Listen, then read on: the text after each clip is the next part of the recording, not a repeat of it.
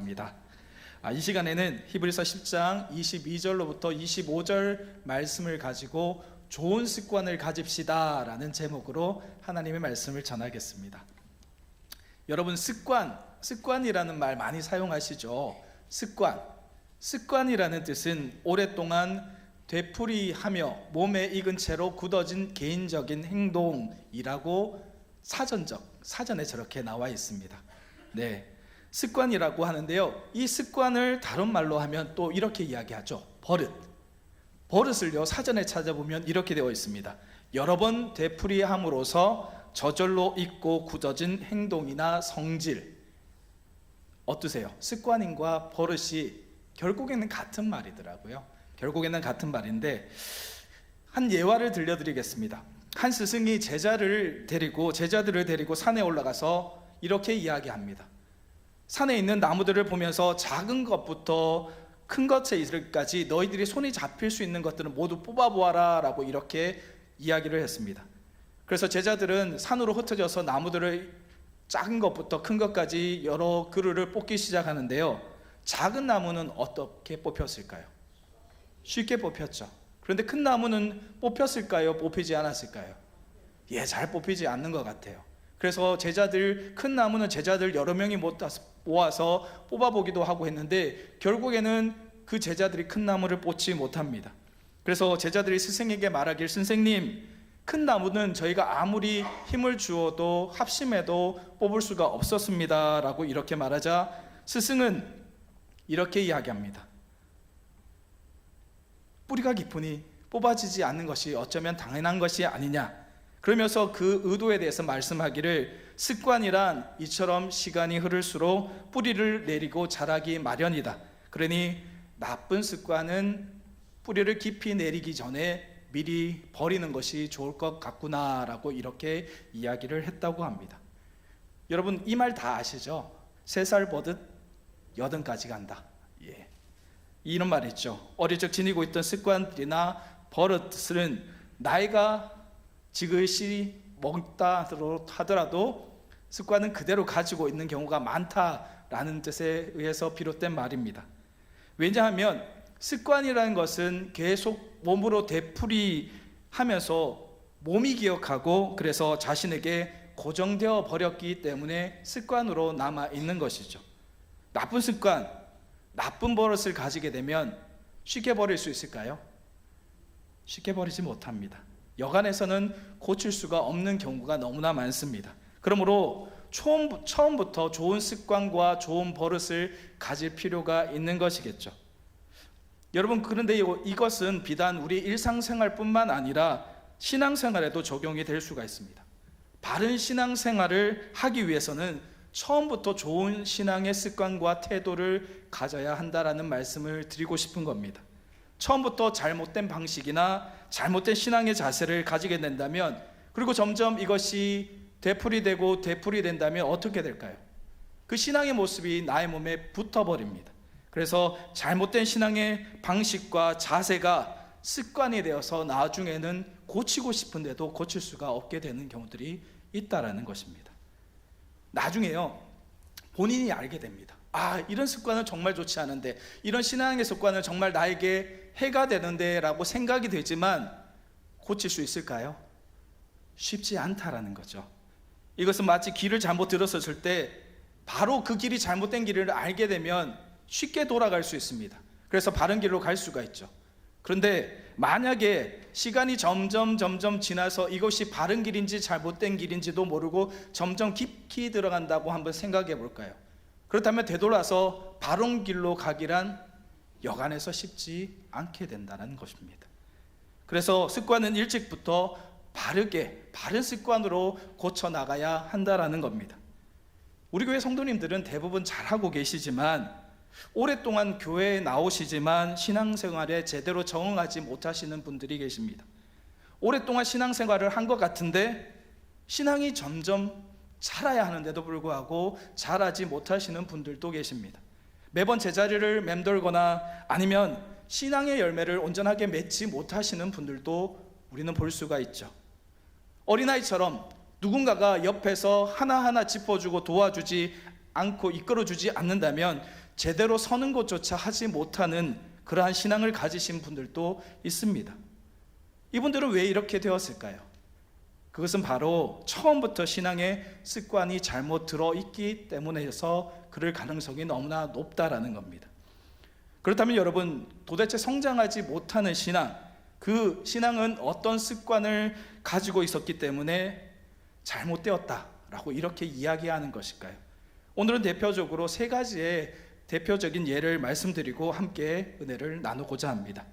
첫 번째인데요, 첫 번째, 잘못된 신앙을 가진 것은 예배 드리는 곳에 잘 모이지 않는 습관을 가지고 있기 때문입니다. 여러분, 교회는요 어떤 곳이에요? 교회는 주님을 믿는 사람들의 모임, 바로 이곳이 교회입니다. 신앙생활이 건강하게 되려면 예배 드리는 곳에 잘 모이는 것이 당연하겠죠.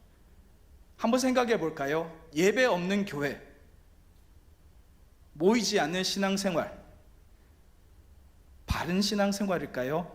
바른 교회일까요? 아니죠. 예배 없는 교회란 그 교회 존재 자체가 필요가 없다라는 거죠. 모이지 않는 신앙생활도 마찬가지입니다. 이런 말이 있습니다.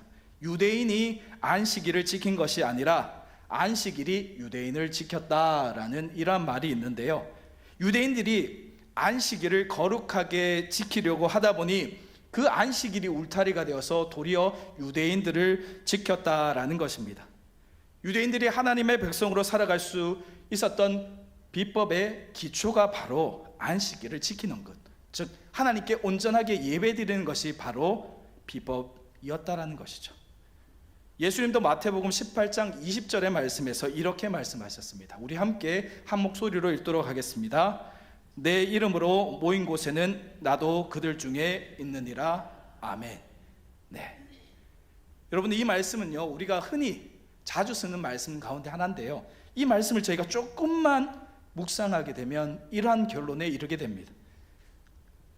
우리가 하나님을 가까이 하느냐, 우리가 하나님을 멀리 하느냐, 이것은 함께 모여 하나님께 온전하게 예배 드리느냐, 충실하느냐 못하느냐에 달려 있다는 거죠. 여러분, 가나안 성도라는 말 들어보셨죠? 예. 왜 가나안 성도라는 건지는 다 알고 계시죠? 가나안을 거꾸로 하면 안 나가입니다.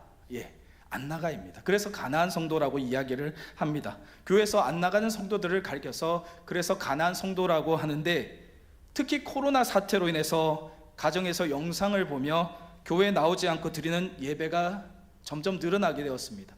코로나 사태 이전에는 사실은 일부 대형 교회라든지 몇몇 교회만 이 영상 예배를 주도했었는데, 사실 코로나 사태가 시작되면서 대한민국에 있는 많은 교회들이 이 영상 예배를 드리기 시작했습니다. 물론 이것은 코로나로 인해서 어쩔 수 없는 상황이었기 때문에 임시방편으로 많은 교회들이 예배 영상을 녹화하고 그리고 준비해서 교회에 직접 출석할 수 없으니 그 없는 상황에서 많은 분들이 예배에 참여할 수 있도록 그래서 영상 설교를 준비해서 보여드렸습니다. 그런데 여러분, 이것은 교회에 나올 수 없는 그러한 특별한 상황에서 일시적인 대안은 될 수가 있지만, 이것을 통해서 교회에 나가지 않고 모이지 않는 것이 습관이 되어서는 안 되겠죠. 교회 나가지 않아도 되는구나, 교회에 나가지 않고 집에서 그냥 TV로만 버튼만 눌려서 내가 있는 그 자리에서 그냥 화면 보고 예배드리면 되지 라는 것이 습관이 되어서는 안 되는 거죠. 여러분, 이것이요 습관이 되게 되면 어떠한 문제가 벌어지는지 아시죠? 모이는 것이 귀찮아지게 됩니다. 내가 있는 그 자리에서 잠시 TV를 켜거나 컴퓨터나 핸드폰으로 너무나 간단하게 접속해서 화면만 보면 되니까, 또 시간에 관계없이 내가 보고 싶은 때 그때 그 자리에서 굳이 시간을 맞추지 않아도 예배를 드리기 위해서 또 준비하고 이동하지 않아도 되는 그런 사람들이 없는 곳에서 편하게 예배 드릴 수 있으니까 이것을 습관으로 삼는 분들이 계시는 거죠. 여러분, 어떤 분들은 이런 말씀을 합니다. 예배? 그저 말씀만 들으면 되지 않나? 말씀이 중요하잖아. 예배는 말씀이면 돼 라고 이야기하시는 분들이 있습니다. 그런데요, 정확하게 말씀드리겠습니다. 잘못된 생각이십니다. 예배는요 말씀이 전부가 아닙니다. 말씀이 다가 아닙니다. 그리고 예배는 내가 예배를 통하여서 만족하고 무언가를 얻어가는 것이 아닙니다. 예배라는 단어의 뜻은요, 사전적 의미는 이렇게 되어 있습니다. 성경을 읽고 기도와 찬송으로 하나님에 대한 존경과 숭배를 나타내는 의식. 또 다른 곳에는 거룩하고 성스러운 대상에 대하여 존경하는 뜻을 가지고 절을 함, 이렇게 예배를 정의하고 있습니다. 여러분, 여기에서는요, 예배라는 단어 속에는 예배를 드리는 사람들이 만족해야 되는 기준이 하나도 없습니다. 예배 드리는 사람이 만족해서 뭔가를 얻어가는 그러한 목적이 아니라는 것이죠. 즉, 이것은 예배의 주인공은 여기 있는 저나 여러분들이 아니라는 겁니다. 그렇다면 예배의 주인공은 누구죠? 하나님이죠. 우리는 이것을 분명히 해야 됩니다. 예배는 내가 드리고 싶어서 드리고, 그리고 내가 무언가를 얻어가기 위해서 이 자리에 있는 것이 아니라는 거죠. 예배는 오직 하나님을 경배드리는 그 행위 그 자체라는 것입니다. 하나님을 영화롭게 하며 하나님께 온 마음을 드리고 하나님께 경배드리는 모든 행위 그 자체가 바로 예배이지, 예배드리는 사람이 즐겁고 예배드리는 사람이 무언가를 얻고 만족하는 것이 예배가 아니라는 겁니다. 여러분, 그러니까 예배는 그저 말씀을 듣는 그 시간뿐만 아닙니다. 예배를 드리기 위해서 아침 일찍 일어나서 씻고 몸을 단장하고 그리고 준비하고 교회를 올 때, 그것조차 예배의 시작입니다.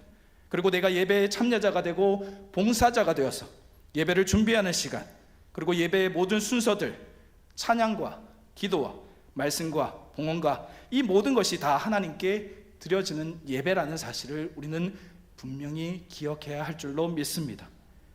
그런데요, 이런 과정들을 다 생략해 버리고 내가 듣고 싶은 말씀 다 들었으니 나는 예배 드렸다, 맞을까요? 아니겠죠. 이렇게 생각한다면 그것은 과연 한 사람의 예배자로서, 온전히 한 사람의 예배자로서 하나님께 예배 드렸다라고 당당하게 말할 수 있을까요? 여러분, 우리가 예배를 준비하고 드리지 않고 예배를 드리기 위해서 아무것도 하지 않은 채 그저 예배에 온전히 참여하는 습관을 가지지 않는다면 어떻게 될까요? 어떻게 될까요? 예배 드리는 시간이 기대가 될까요? 기대가 되지 않을까요? 아마도 기대가 되지 않을 것 같습니다. 여러분, 기대가 없으면 즐겁지 않습니다. 기대가 없으면 은혜스럽지 않습니다. 이 습관이 계속되면 어떻게 될까요? 예배를요, 마치 쇼핑하듯이 이 교회 저 교회에 옮겨다니며 듣게 되고 소속감은 사라지게 됩니다. 그리고 하나님께 나의 모든 것을 하나님께 드립니다 고백하는 그러한 진실한 예배는 점점 사라지게 되어가는 겁니다. 예배자로서의 의무 사라집니다. 더 나아가 점점 예배드리는 시간이 지겹게 됩니다.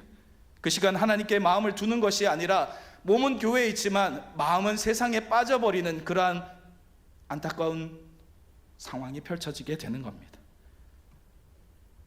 절대적으로 하나님께서는 결코 이것을 기뻐하지 않는다는 사실을 우리는 분명히 알아야 됩니다. 이것은 하나님께서 기뻐하시는 예배가 아닌 거죠. 여러분, 우리는 이런 예배를 드려서는, 그리고 이런 예배자가 되어서는 안 될 줄로 믿습니다. 사랑하는 저와 여러분들이 하나님이 기뻐하시는 예배 드리는 습관, 그리고 무엇보다 더 예배를 잘 준비하는 습관, 또 예배를 잘 드리기 위해서 모이는 습관을 가질 수 있기를 주님의 이름으로 축복합니다. 두 번째, 성장하지 못하는 신앙이 가진 잘못된 습관은요, 말씀을 잘 안 듣는 습관입니다. 예레미야 22장 21절 말씀을 함께 볼까요?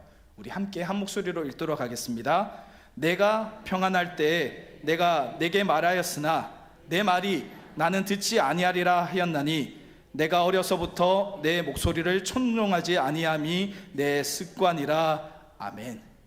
여러분, 이 말씀을요, 새번역 성경으로 다시 한번 읽어보겠습니다. 새번역 성경으로 다시 한번 읽어보도록 하겠습니다. 내가 평안하였을 때에는 내가 너에게 경고를 하여도 나는 듣지 않겠다 하고 거부하였다. 너는 어렸을 때부터 이런 버릇이 있어서 언제나 나의 말을 듣지 않았다. 아멘. 여러분, 이 말씀을 보니까요, 하나님의 목소리를 잘 안 듣는 것이 어렸을 때부터 내 습관이라고 이렇게 말씀하고 있죠. 일찍부터요, 하나님의 말씀을 사모하며 말씀을 들은 사람들은 여러분 어떻게 살아갈까요? 하나님의 말씀을 순종하며 살아가는 법을 배우고, 그리고 말씀대로 살기 위해서 노력하게 됩니다. 그리고 하나님께서는 그 인생을 복되게 하시고 말씀대로 살고자 하는 삶 가운데 하나님께서 역사하셔서 하나님의 능력과 일하심을 그에게 보여주십니다. 그래서 그 인생이요, 늘 하나님과 동행하는 인생이 되어가는 거예요. 그가 능력이 있었는 것이 아니라 그가 말씀에 순종하며 말씀 따라 살고자 노력하니 하나님께서 기뻐하시고 그 인생을 복되게 만드시는 거라니까요. 그런데요, 이와 달리 내 인생이 평안할 때 나에게 주시는 하나님의 말씀들이 분명히 있는데도 불구하고 그 말씀을 귀 기울이지 않고 듣다가 나에게 어려움이 찾아왔을 때, 나에게 고난과 역경이 찾아왔을 때, 그때 급하게 하나님의 말씀을 찾는 사람들이 있습니다. 그렇다면 여러분, 한 가지 질문을 해볼까요? 평상시에 우리에게 주시는 말씀을 제대로 듣지 않고 있다가 고난과 역경 가운데 주시는 하나님의 말씀, 그 말씀을 그 사람은 온전하게 들을 수 있을까요? 정답은 없습니다. 왜냐하면 평상시에 하나님의 말씀을 잘 듣지 않는 습관이 그에게 있기 때문이죠. 그 습관 때문에요, 하나님이 말씀하신다 하여도 그 말씀이 들리지 않게 되는 겁니다. 하나님의 말씀, 하나님의 음성을 듣는 귀가 이미 닫혀버렸기 때문에 하나님의 음성이 들리지 않는 거죠. 여러분, 이것은요, 말씀을 잘 듣지 않는 습관이 가진 사람은 말씀을 듣는 훈련이 되어 있지 않으니 이것이 하나님의 말씀인지 분간할 수가 없다라는 말입니다. 말씀을 잘 듣는 습관이 들어도 모자랄 판에 오히려 잘 안 듣는 습관을 지니고 있으니 하나님께서는요, 그 사람에게 역경을 이길 능력의 말씀을 선포하고 계신데, 근데 이 말씀이 나에게 주시는 말씀인지 아니면 앞집 아저씨한테 주시는 말씀인지 뒷집 아주머니한테 주시는 말씀인지 도무지 알아채지 못한다는 겁니다. 그래서 말씀대로 지켜 행하고 싶은데, 이제라도 이 어려운 가운데 하나님의 말씀을 붙잡고 살아가고 싶은데, 근데 이것을 행하지 못하게 되는 겁니다. 그래서 여러분, 예레미야, 하나님께서 그 예레미야 시대 때 그 상황 속에서 살아가는 이스라엘 백성들을 보시며 안타깝고 안타까우셔서 이렇게 이야기한 겁니다. 내가 어려서부터 내 목소리를 청종하지 아니함이 내 습관이라. 얼마나 안타까우셨을까요? 너희가 습관이 잘못 들어서 내 음성이 들리지 않는구나, 이렇게 탄식하신 겁니다. 너희가 어렸을 때부터 말씀을 안 듣는 버릇이 있으니 이제도 내 말이 들리지 않는구나 라고 탄식하신 거죠. 사랑하는 여러분, 앞으로요, 이 강당에서 선포되는 모든 하나님의 말씀은 가볍고 쉽게 흘려듣는 말씀이 아니라는 사실을 분명히 하게 하시고 말씀에 깊이 집중하시기를 주님의 이름으로 축복합니다. 하나님의 말씀은요, 그 말씀 가운데 생명이 있습니다. 하나님의 말씀에는요, 그 말씀 가운데 길이 있습니다. 하나님의 말씀에는 그 말씀 가운데 진리가 있습니다. 여러분들을 살리는 말씀이 될 수 있고, 여러분들의 길을 인도하는 말씀이 될 수 있고, 여러분을 진리로 이끄는 말씀이 될 수 있다는 거죠. 여러분, 하나님의 말씀을 잘 듣는 습관을 가지시게 되면요, 말씀 듣는 시간이 지겹지 않고 기다려집니다. 그리고요, 그 말씀이요, 꿀처럼 달게 느껴지십니다. 근데 반대로요, 하나님의 말씀을 잘 안 듣는 습관을 가지게 되면 어떻게 될까요? 말씀이요, 독하게 여겨져요.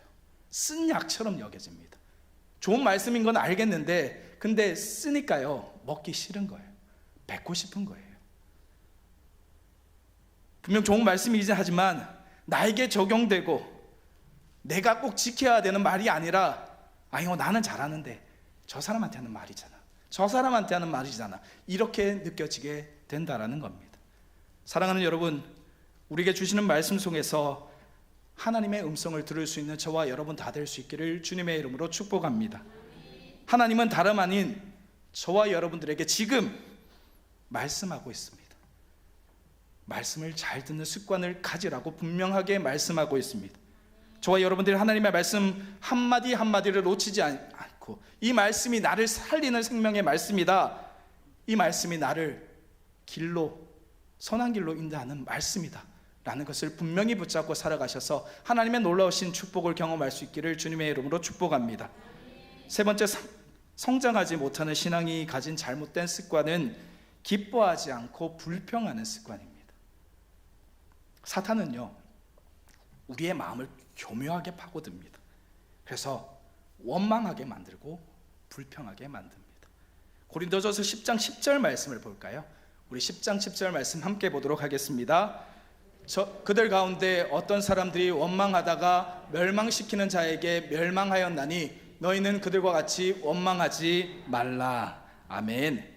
이 말씀은 사도 바울이 고린도 교회 성도들에게 과거 이스라엘 백성들이 광야에서 모세와 아론을 원망하다가 멸망당한 사건을 이야기하며 원망하다가 멸망당할 것을 경고하는 말이거든요.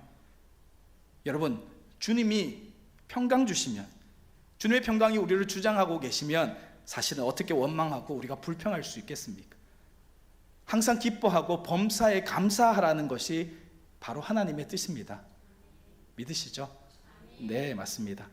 매번 잘 될 때만 기뻐하고 매번 좋은 일만 생겼을 때만 감사할 수 있다면 그것은 우리뿐만 아니라 세상 사람들도, 어쩌면 아주 어린아이들조차도 할 수 있는 일이 아닐까요? 주님을 믿는 사람들이 할 일이 아니라는 겁니다. 원망하고 불평하는 나를 계속 내버려 두게 되면 어떻게 될까요? 습관이 되겠죠. 내 입에서 감사, 찬송. 그런데 그것이 아니라 내 입에서 불평, 불만, 두리번. 네, 좋은 것을 찾는 것이 아니라 잘못된 것, 뭐 잘못된 것 없나 찾게 되면요, 몸에 배어서요, 자신도 모르게 자신의 입술로 해서 감사가 아니라, 기쁨이 아니라 원망과 불평이 쏟아져 나오게 될 수 있다는 거죠. 여러분, 불평하는 습관을 가볍게 여겨서는 안 됩니다. 불평하는 습관은 우리와 하나님 사이에 벽을 만들게 됩니다. 하나님의 말씀이 우리에게 들어오지 못하게 만듭니다. 잘못된 습관, 조금씩 나에게 영향을 끼치게 되고 하나님과 나 사이를 이간질하게 만듭니다. 결국에는요, 그 하나님을 떠나게 만들어 버리는 것이 바로 이 무서운 습관입니다. 우리의 신앙이 지금까지 그렇게 기도하고 그렇게 찬양하고 그렇게 하나님만 바라보고 살아가던 우리의 인생이 한순간에 무너져 내릴 수도 있다는 거죠. 그래서 이것을 사단의 계략이라고 하는 겁니다. 습관이 이래서 무서운 겁니다. 여러분, 하나님께서는 하나님을 신뢰하고 하나님을 믿는 사람에게 놀라운 계획을 가지고 계십니다. 하나님을 믿고 신뢰한다는 것은 끝까지 하나님을 의지하는 것입니다. 여러분, 하나님께서는 오늘 우리에게 분명하게 말씀하십니다. 항상 기뻐하라. 이것이 바로 하나님의 말씀입니다. 기뻐하지 말고 원망하고 불평하라는 것이 하나님의 말씀이 아니라는 겁니다. 하나님은요, 너희가 절대로 기뻐하지 말고 너희가 절대 원망만 하고 너희가 불평만 하여라 라고 말씀하지 않으셨습니다. 사랑하는 여러분, 불평하는 습관 버리시고 항상 기뻐하는 습관을, 감사하는 습관을 가질 수 있기를 주님의 이름으로 축복합니다. 여러분, 이제 결론을 맺겠습니다. 오늘 말씀의 제목은요, 좋은 습관을 가지자였습니다. 그런데요, 오늘 제가 말씀드린 것은 역설적이죠. 반대로 나쁜 습관을 버리자라는 말씀을 드렸습니다. 그러면 무슨 나쁜 습관을 버려야 할까요? 세 가지 말씀드렸어요. 예배 드리는 곳에 잘 안 모이는 습관 버리고, 말씀 잘 안 듣는 습관 버리고, 그리고 기뻐하지 않고 불평하는 그러한 습관 버리자라고 말씀드렸는데요, 이것을 다시 역설적으로 말씀드리면 좋은 습관을 가지자, 예배 드리는 곳에 잘 모이는 습관을 가지자, 말씀 잘 듣는 습관을 가지자, 그리고요, 기뻐하고 감사하는 습관을 가지자라는 것을 여러분들에게 말씀드리고 싶었던 겁니다. 여러분, 이런 좋은 습관을 가질 수 있기를 주님의 이름으로 축복합니다. 얼마 전에요, 한 글을 읽었는데 당신이 꿈꾸지 못할 성공은 없다라는 책에 있는 글이었는데요. 이 책인데요, 참 공감 가는 내용이 있어서 한 가지를 소개하고 마치려고 합니다. 이 책에서는 인생은 3가지 유형으로 분류하였습니다. 첫 번째는 구경꾼. 이 구경꾼은 대다수의 사람들이 여기에 속한다고 합니다. 이들은 삶이 그저 흘러가는 대로 구경꾼처럼 쳐다보기만 합니다. 두 번째 유형은 패배자들입니다. 이 패배자들은 늘 불만에 놓여서 자신과 남들을 비하하기 때문입니다. 나는 할 수 없다. 나는 할 수 없다. 그래서 비판하고 트집 잡는 데 시간을 많이 할애하고 보냅니다. 마지막으로 3번째는요, 승리자들입니다. 자신이 바라는 삶을 얻는 소수의 사람들이 바로 이 부류라고 하는데, 명확하게 큰 목표를 세우고 된다는 믿음과 열망을 가지고 실행하는 일입니다. 다시 한번 말씀드릴게요. 명확하게 큰 목표를 세우고 된다는 믿음을 가지고 열망을 가지며 실행한다는 것입니다. 사랑하는 여러분, 여러분은 과연 하나님 앞에 어떤 삶을 살고 계십니까? 구경꾼의 삶이십니까? 패배자들의 삶이십니까? 아니면 승리자들의 삶입니까? 나는 하나님께 늘 기도하고 있어. 나는 하나님께 늘 예배 드리고 있어. 나는 늘 하나님의 말씀을 읽고 묵상하고 있어. 그런데 나의 삶이 교회 안에서든 아니면 교회 밖에서든 변함없이 구경꾼의 삶을 살아가고 있다면, 아니면 앞서 말씀드린 것처럼 남의 모습을 보며 판단하고 비판하는 그러한 패배자의 삶을 살고 있다면, 여러분, 내가 정말로 바른 길을 가고 있는지 다시 한번 그 자리에 서서 곰곰이 뒤를 돌아보시기를 권면드립니다. 나는 지금까지 열심히 신앙생활을 해왔는데 내 길이 만약에 옳은 길이 아니고 잘못된 길로 가고 있었는지를 보는 방법은 멈추는 겁니다. 그리고 뒤를 돌아보시는 거죠. 나는 지금까지 열심히 예배드렸고 하나님 앞에 열심히 기도드렸고 찬송하며 하나님만을 바라보고 왔는데 나는 구경꾼이었고 패배자였다면, 여러분, 잘못된 길을 가고 계신 겁니다. 바꾸셔야 됩니다. 습관 바꾸셔야 되고요, 이제는 승리자의 길로 가셔야죠. 여러분, 우리는 모두가요, 하나님께서 선택해 주신 하나님의 백성들 아닙니까? 여기 계신 여러분 누구라도 하나님이 사랑하지 않으시는 분은 없습니다. 저 사람은 하나님이 특별하게 사랑하셨어. 아니, 저 사람은 하나님이 별로 사랑하지 않는 것 같아. 아니에요. 똑같아요. 그렇다면요, 패배자의 길을 가느냐, 구경꾼의 길을 가느냐, 승리자의 길을 가느냐, 그것은요, 결국에는 그 사람의 의지에 달려 있는 거예요. 잘못된 길을, 잘못된 습관을 가지고 있다면, 나는 할 수 없어 라는 생각을 만약에 가지고 계시다면 내려놓으십시오. 멈춰 서셔서 나는 할 수 있어, 그런 마음을 가지고 살아갈 수 있기를 주님의 이름으로 축복합니다. 여러분, 하나님의 축복을 받는 길은요, 제가 곰곰이 한번 생각해 봤어요. 어렵지 않습니다. 놀라운 비밀을 알려드리겠습니다. 하나님의 축복을 받는 게 어렵지 않습니다. 하나님의 축복은요, 하나님의 은혜이고 선물이잖아요. 하나님은요, 하나님께서 기뻐하는 자에게 그 은혜를 베푸십니다. 우리는요, 그렇다면 뭘 하면 될까요? 너무나 간단하지 않을까요? 하나님께서 기뻐하시는 일이라고 생각하는 그 길을 가면 되고 하면 됩니다. 해야 할 것은 해야 하고요, 하지 말아야 할 것은 하지 말고 멈추셔야 됩니다. 하나님께서 원하시는 그 모습으로 나아가면 하나님께서 놀라운 축복을 우리에게 은혜로 베풀어 주실 줄로 믿습니다. 어떻게 하나님 기뻐하시는 것을 알 수 있냐고요? 우리에게 주신 그 말씀을 잘 청종하시고요, 말씀대로 살기 위해 노력하십시오. 예배에 집중하시고요, 기도하시고요, 그리고 말씀을 묵상하며 붙들고 살아가십시오. 그렇다면 하나님께서 친히 나를 붙잡아 주시고 말씀하여 주시고 이끌어 주실 줄로 믿습니다. 그래서 여러분, 우리는 나쁜 습관 버리고 좋은 습관을 지내야 합니다. 사랑하는 여러분, 하나님의 축복 원하세요? 좋은 습관 가지시고요, 하나님 기뻐하시는 일에 충성하시기 바랍니다. 충성하세요. 네, 저와 여러분들이 믿음의 성도로서 책임감을 가지시고 하나님 편에서 하나님께서 우리에게 주신 귀한 사명 잘 감당하시는 성도가 되셔서 하나님께서 베푸시는 놀라운 은혜의 축복을 받아 누리시기를 주님의 이름으로 축복합니다.